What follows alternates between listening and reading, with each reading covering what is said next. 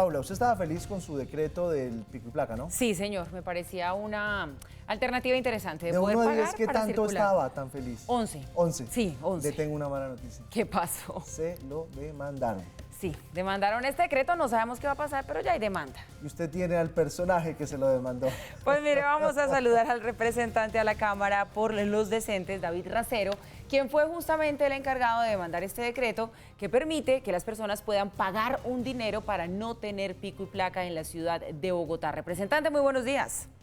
Muy buenos días, Paula, Giovanni, cordial saludo.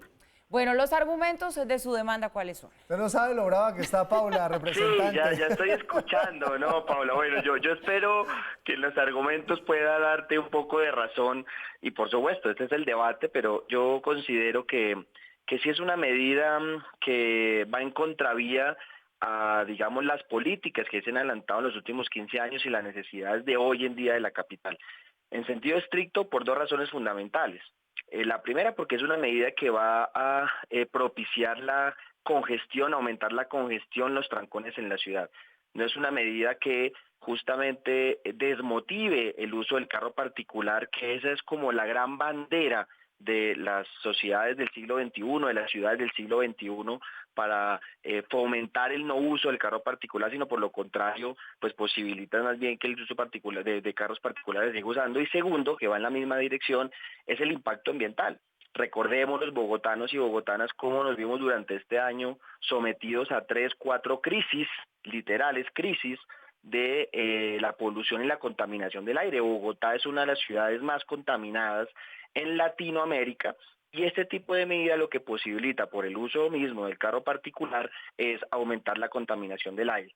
Entonces, digamos, esas son las dos razones principales. Tercera es pues la inequidad a la que se ve sometido ese tipo de políticas, porque también violaría el derecho a la igualdad, el artículo 3 de la Constitución, donde solamente unos, que son los que tienen capacidad de pago, podrían verse beneficiados de este tipo de políticas, mientras que los otros, la gran mayoría, que quisieran tener el uso del carro particular, pues se verían afectados. Digamos que esas son las diferentes razones. Es entendible, por supuesto, que el gobierno distrital quiera buscar mecanismos de financiamiento de las diferentes políticas y especialmente del sistema integrado del transporte, pero creemos que esta no es la medida más adecuada ni la más beneficiosa para Bogotá, pensándonos en bien común. Yo no sé, Paula, pero esas 3 razones tienen una pinta de knockout. Sí, claro, tienen un peso importante, sobre todo cuando el representante habla de que se viola el derecho a la igualdad que está establecido en la Constitución. Pero venga, a ver, a mí este tema me interesa. ¿Qué proceso debe surtir ahora entonces esta demanda? Es decir, ¿en cuánto tiempo podría haber un fallo? Porque ya la gente puede empezar a pagar. Entonces, si uno ha pagado resulta que después este decreto se cae, ¿qué pasa? No, va el proceso normal, es una demanda de nulidad del decreto. Entra justamente nosotros lo radicamos ante el Tribunal de Cundinamarca, entonces hay que esperar, puede haber un proceso de investigación, citan a las partes, pueden pedirle información al gobierno distrital. Si llega a ser favorable la demanda de nulidad, el mismo gobierno puede apelar. Así que normalmente ese tipo de procesos puede durar entre 3, 5, 6 meses, dependiendo también de la voluntad de los jueces. El mismo juez determina si eso es retroactivo o no. Lo más probable es que no sea retroactivo. Digamos que este tipo de decretos, una vez se caigan, digamos, como decimos popularmente, no aplica para las personas que ya pagaron, sino que esa platica, en términos generales, se perdió. Digamos, si se llega a pagar y después el decreto se cae, no se podría devolver la plata, sino que entra de nuevo ya en el momento en que se caiga a su estado normal. O sea, de todas maneras, esta demanda que ustedes han colocado es una manera también de disuadir a las personas que están pensando en comprar ese salvoconducto del pico y placa, porque lo que van a hacer es pensársela bien. Si, bueno, yo sí me pago los 4 milloncitos, pero si lo que dice usted llega a prosperar, pues voy a perder la plata en cualquier momento. Sí, es que yo sí lo digo con toda sinceridad, lo digo abiertamente. Aquí la apuesta principal no es porque tú puedas pagar o como hacen muchos, que compran 2 o 3 carros con placas diferentes. Es que esa no es la idea, digamos, esa no es la filosofía del pico y placa. El pico y placa, que es una medida que ya es un patrimonio de los bogotanos, y recordemos que diferentes alcaldes a lo largo de los 10, 12, 15 años han intentado modificar el pico y placa. Algunos lo dejaron, por ejemplo, todo el día, unos extienden las horas, los números de las placas han cambiado según los días. Creo que es una medida, es un patrimonio, y la ciudad necesita profundizar más bien en ello. Claro, es entendible, el principal argumento, el contraargumento de esto, y yo lo reconozco, es que se nos dice, ¿cómo motivar el no uso del carro particular cuando el transporte público parece obsoleto? Hablamos específicamente de Transmilenio, o porque todavía no tenemos una red multimodal de transporte.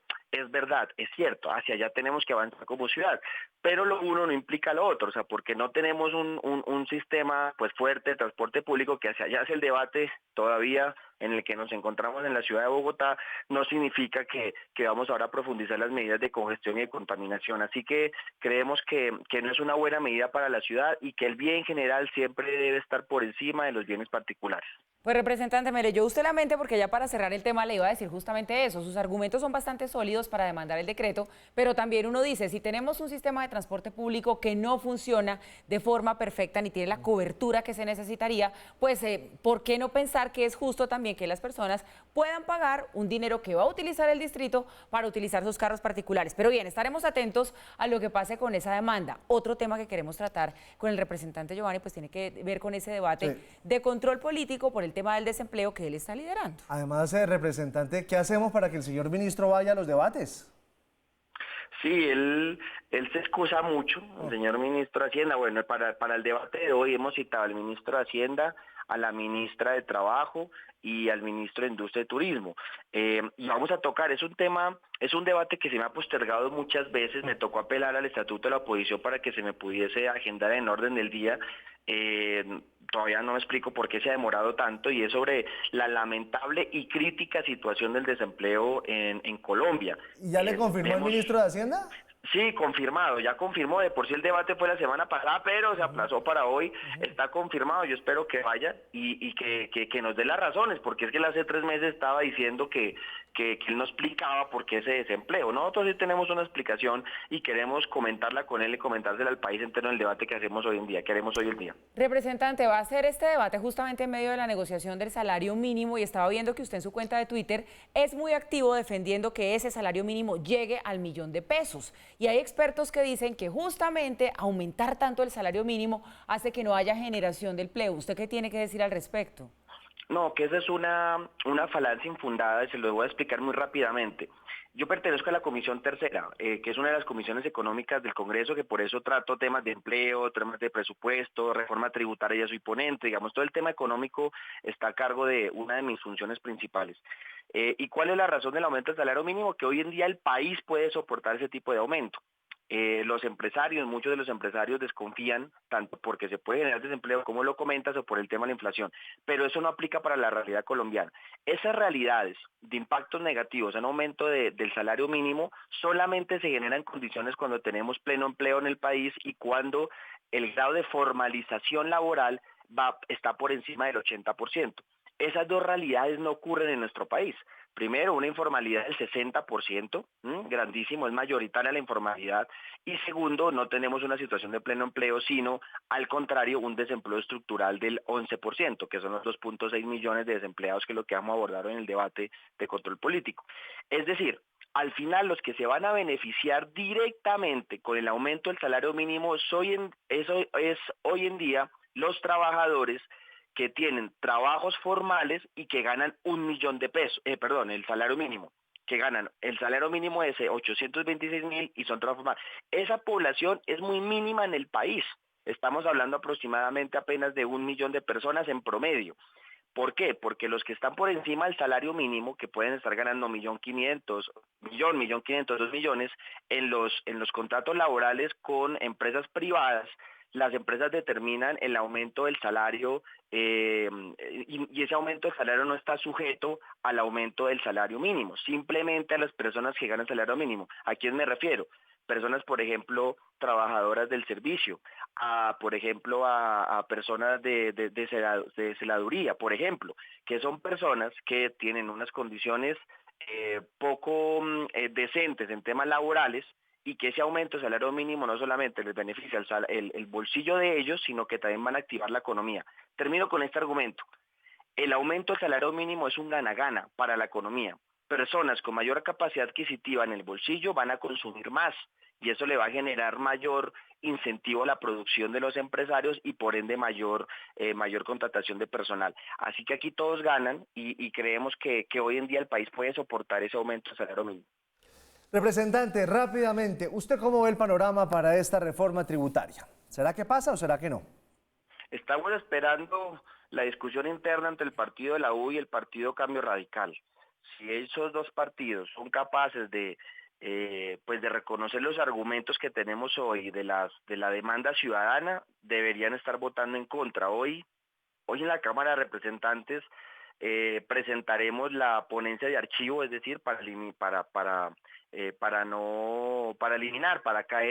que se caiga el proyecto de reforma tributaria, la presentamos la representante Caterina Miranda y yo como de oposición. La U decide a las 10 de la mañana, tengo entendido, y Cambio Radical está dividido. Así que pues esperemos que en el Congreso prime el argumento y no de pronto las negociaciones interpartidistas que no benefician al país. Pues representante David Racero, como siempre, gracias por estar con nosotros y si no nos hablamos más, pues felices fiestas y feliz año. Felices fiestas, muchas gracias. Que esté muy bien, representante.